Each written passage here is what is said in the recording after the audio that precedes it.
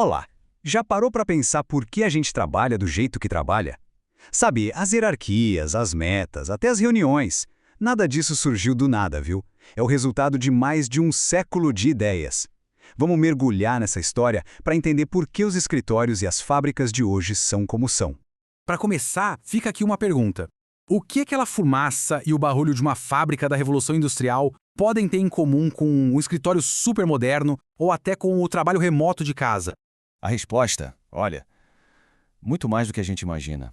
A base de como organizamos o trabalho hoje foi literalmente construída em cima das fundações daquela época. Foi uma resposta a um mundo que estava mudando de uma forma radical. Ok, vamos entender isso melhor. O nosso ponto de partida é a Revolução Industrial.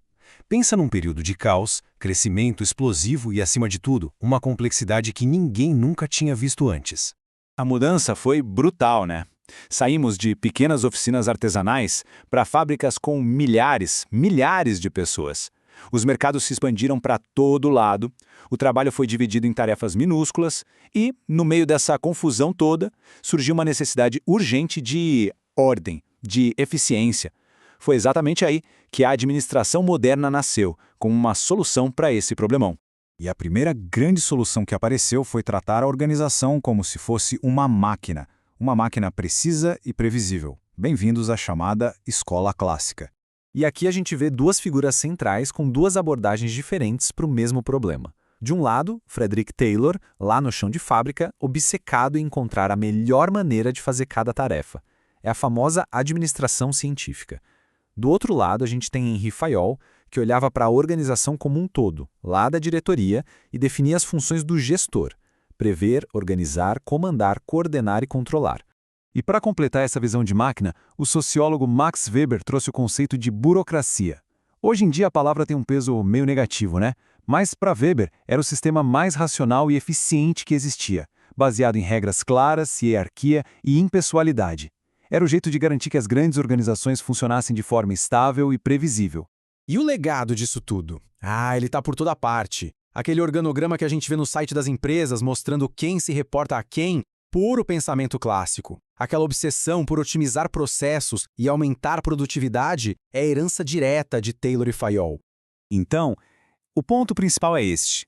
Essa abordagem toda criou organizações que, na teoria, funcionavam com a pressão de um relógio suíço. Tudo no seu lugar, tudo na sua hora. Só que, e as pessoas no meio dessa engrenagem toda? Pois é, essa busca incansável pela eficiência acabou tratando os trabalhadores como se fossem peças, ignorando totalmente as emoções, as motivações, o fator humano.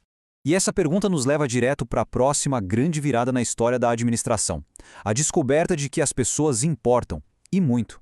O ponto de virada veio de um lugar bem inesperado. Lá nos anos 20, uns experimentos na fábrica de Hawthorne testaram se mudar a iluminação afetava a produtividade. E a surpresa? Qualquer mudança aumentava a produção. A conclusão foi revolucionária. O que importava não era a luz, era a atenção. Os trabalhadores rendiam mais porque, pela primeira vez, eles se sentiram vistos, se sentiram valorizados.